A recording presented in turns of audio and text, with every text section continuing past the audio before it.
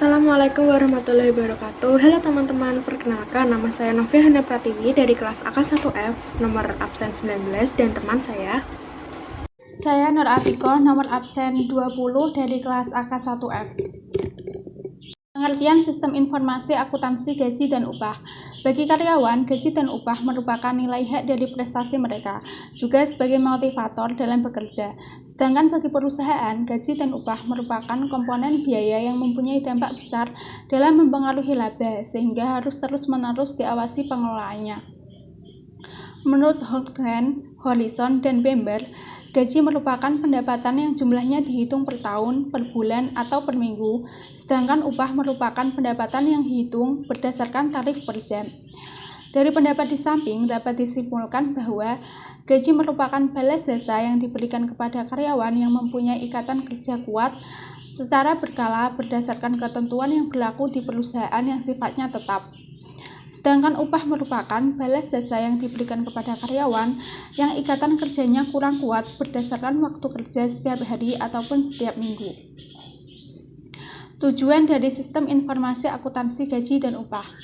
A. Tujuan dari sistem informasi akuntansi gaji dan upah adalah: yang pertama, untuk mengetahui jumlah biaya gaji dan upah yang menjadi beban perusahaan selama periode akuntansi tertentu. Yang kedua, untuk mengetahui jumlah karyawan yang ada di perusahaan.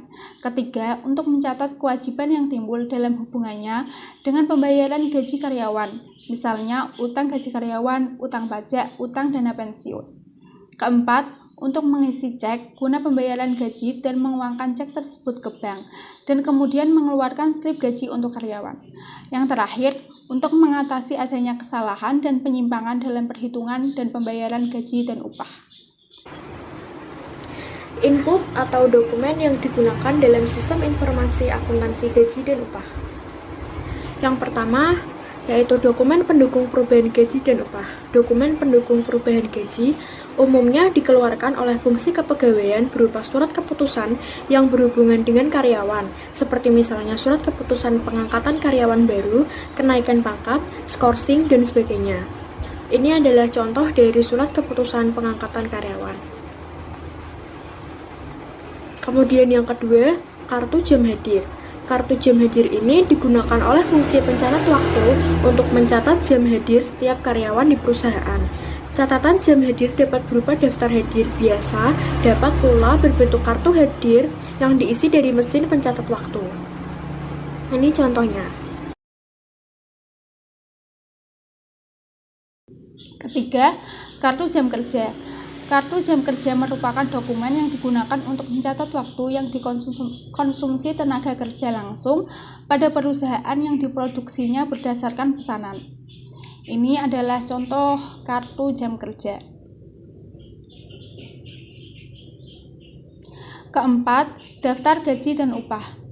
Daftar gaji dan upah merupakan dokumen yang memuat informasi mengenai jumlah gaji bruto tiap karyawan, potongan-potongan, serta jumlah gaji neto tiap karyawan dalam suatu periode pembayaran.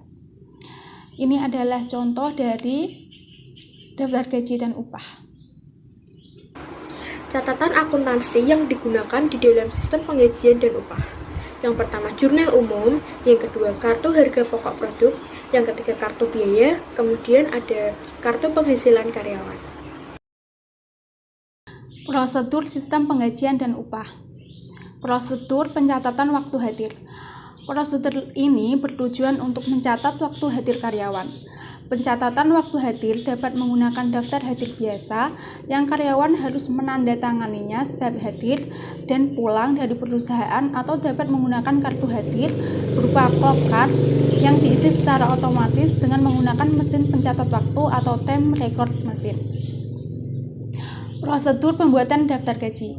Dalam prosedur ini, fungsi pembuat daftar gaji membuat daftar gaji karyawan. Data yang dipakai sebagai daftar pembuatan daftar gaji adalah surat-surat keputusan mengenai pengangkatan karyawan baru, kenaikan pangkat, pemberhentian karyawan, penurunan pangkat, daftar gaji bulan sebelumnya, dan daftar hadir. Organisasi. Fungsi pembuatan daftar gaji dan upah harus terpisah dari fungsi keuangan. Fungsi pencatatan waktu hadir harus terpisah dari fungsi operasi. Kartu jam hadir harus diotorisasi oleh fungsi pencatat waktu. Perintah lembur harus diotorisasi oleh Kepala Departemen Karyawan yang bersangkutan. Daftar gaji dan upah harus diotorisasi oleh fungsi personalia atau kepegawaian. Bukti kas keluar untuk pembayaran gaji dan upah harus diotorisasi oleh fungsi akuntansi. Baik, selanjutnya kita bahas tentang flowchart. Yang pertama, di bagian personalia. Hal pertama yang dilakukan di bagian ini yaitu melakukan kegiatan secara manual berupa mencatat daftar hadir karyawan yang akan menghasilkan output berupa dokumen daftar hadir 2 rangkap. Rangkap pertama diberi konektor A karena nantinya akan diberikan kepada bagian keuangan. Selanjutnya, membuat daftar gaji secara manual yang akan menghasilkan dokumen daftar gaji 2 rangkap. Rangkap pertama diberikan kepada bagian keuangan dan rangkap kedua diarsipkan. Selanjutnya di bagian keuangan akan menerima dokumen daftar gaji dan dokumen daftar hadir yang diberi konektor A tadi di bagian personalia. Lalu selanjutnya bagian keuangan memeriksa daftar gaji berdasarkan daftar hadir secara manual yang menghasilkan dokumen daftar gaji setelah diperiksa. Selanjutnya, membuat slip upah secara manual yang akan menghasilkan output dokumen slip upah 2 rangkap. Rangkap pertama diberikan kepada bagian buruh. Selanjutnya, membuat laporan penggajian buruh secara manual yang menghasilkan dokumen laporan penggajian buruh. Dokumen ini diberi konektor B karena nantinya dokumen ini akan diberikan kepada bagian pimpinan. Selanjutnya, di bagian buruh akan menerima slip upah atau slip gaji bersama uang gaji tersebut dari bagian keuangan. Selanjutnya, di bagian pimpinan akan menerima dokumen laporan penggajian buruh yang diberi konektor B tadi di bagian keuangan. Selanjutnya diberi terminal N yang menandakan akhir dari flowchart.